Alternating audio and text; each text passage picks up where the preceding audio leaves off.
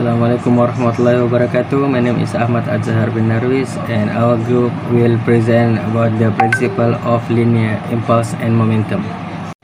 Our group consists of four members, which is the first member is Micha Anak Spencer, the second member is bin Hal bin Hajail, the third member is Abdul Rashid bin Ahmad Riza, and last members is me, Ahmad Azhar bin Narwis. So as we can see through the title, this topic consists of two things, which is impulse and momentum. So before we go through the meaning of impulse, we must go through the from momentum first.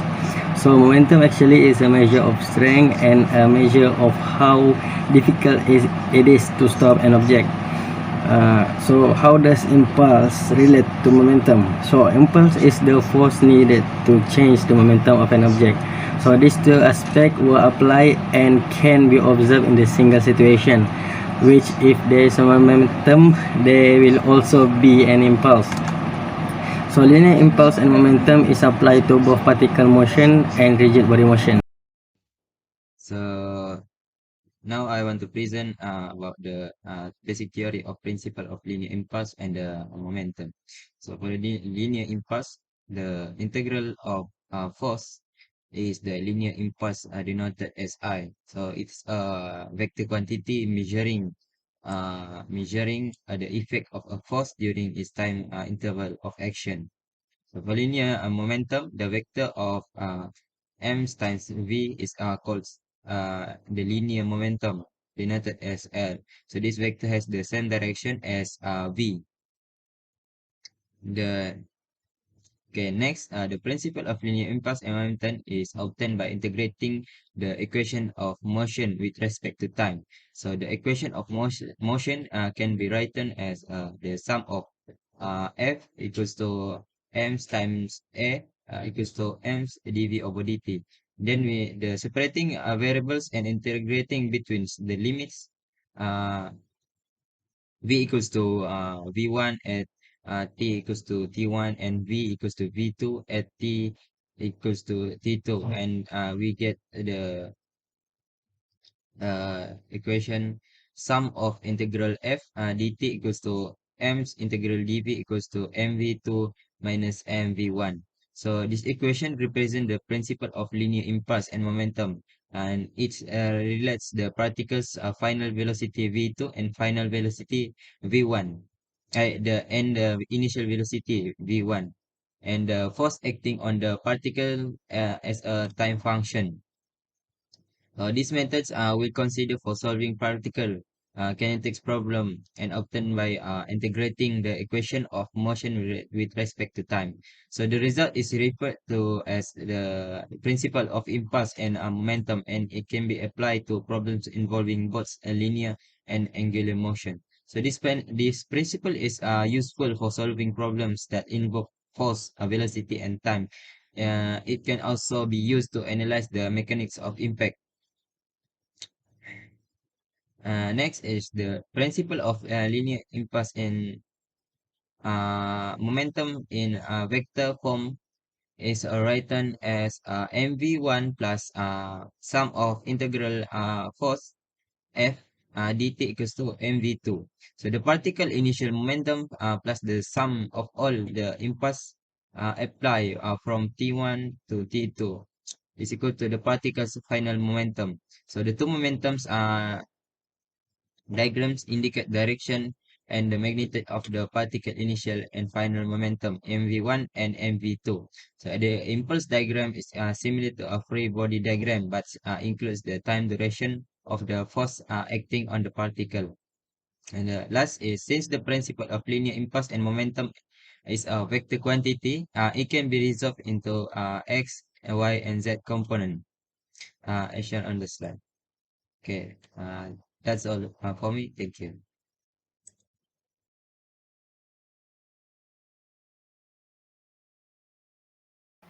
For question 1, a 15 kg block slides down from rest on an inclined plane at 25 degrees with the horizontal. What will be the speed of the block at the end of 5 seconds? Take the coefficient of the kinetic friction between the block and the plane is 0.25. To solve this question, first we need to use the force on an inclined plane formula, that is Fx equal to mg sin theta. So we can replace the value inside the mass, g and sin theta, which will be 15 times 9.81 times sin 25. That will equal to 62.19 Newton. Once we get the force, now we can substitute that value into the next formula, which is force equal to T2 minus T1 equals to M2 V2 minus M1 V1. Once we substitute the value, we will get 62.19 times 5 equals to 15 times V2 minus 15, and we'll get the answer of 20.73 meter per second. The speed of the car after collision if the cars collide and rebound such that B moves to the right with a speed of 4 meters per second. Also find the average impulsive force between the cars if the collision takes place in 0.5 seconds. For this question, we need to use the conservation of linear momentum formula, which is the MA1 VA1 plus MB2 VB1 equals to MA1 VA2 plus MB2 VB2. Once we substitute all the value into the formula, we will get 20,000 times 6 plus 15,000 times negative 3 equals to 20,000 times VA2 and plus 15,000 times 4. And we will get the answer for VA2, that is negative 0.75 meter per second. Once we get the VA2, we can use the formula for impulse and momentum on a car, which will be MA1 VA1 plus FTT equals to MA1 VA2. Once we substitute the value, we will get 20,000 times 6 plus 20,000 times negative 0.75. And we will get the answer of 105,000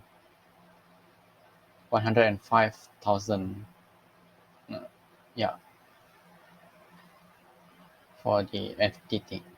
So to find the average force, we need to divide the value with 0.5, and we'll get the answer of 210,000 Newton. A 50-gram golf ball is hit over a time interval of 3 ms by a driver. The ball leaves with a velocity of 40 meters per second at an angle of 40 degrees. Neglects the ball's weight while it is struck. Find the average impulsive force exerted on the ball and the momentum of the ball 1 second after it leaves the club face. For this question, first we need to use the formula of impulse momentum for particles, which is, as you can see in the slide. Once we substitute all the value to the formula, we will get the average force of 666.67 Newton. Next, we need to find the velocity for the x and y plane. For that, we can use the constant as acceleration. And for v2x, we will get the answer of 30.64 meter per second, while v2y is 20.83 meter per second. So to find the L2, we need to use the linear momentum formula, which is L equal to mv.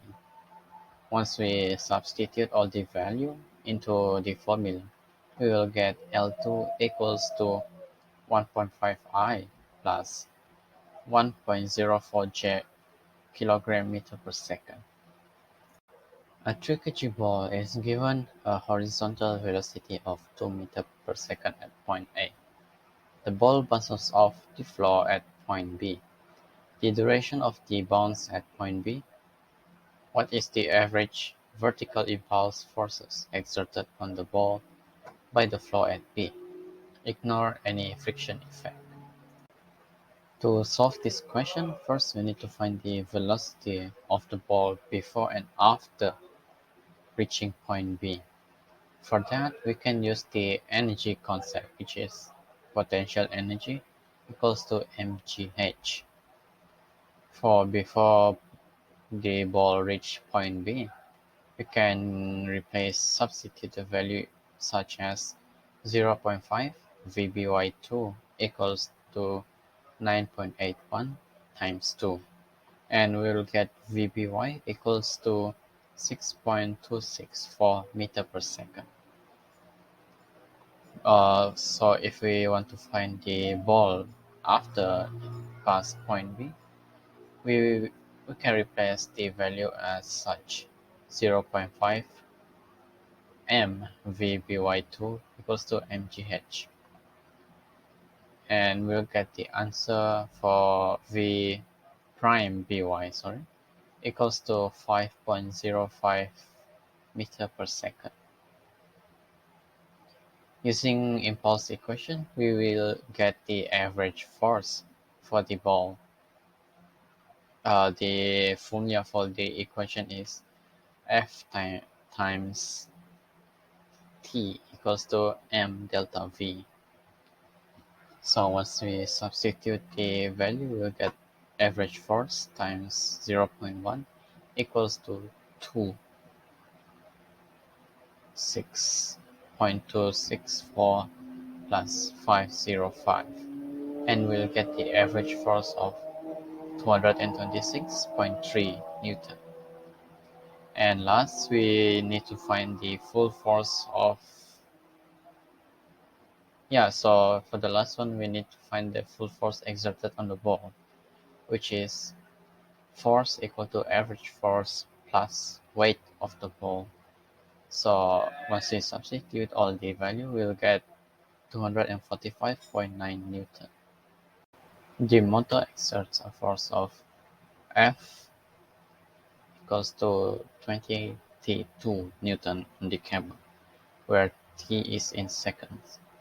Determine the speed of the 20 kilogram crate when time is equal to 5 seconds. The coefficient of static and kinetic friction between the crate and the plane are 0.3 ms and 0.25 mk respectively. So for this question, we need to use the Newton's second law with friction to obtain the speed for the crate. So the formula will be F minus mgu equals to mdv over dt. So once we substitute the value, we will get mdv equals to 20t2 minus mgu dt. And then we can substitute not substitute.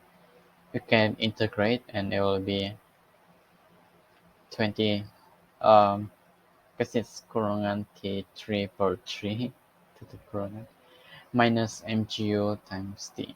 Not times t, mgu t.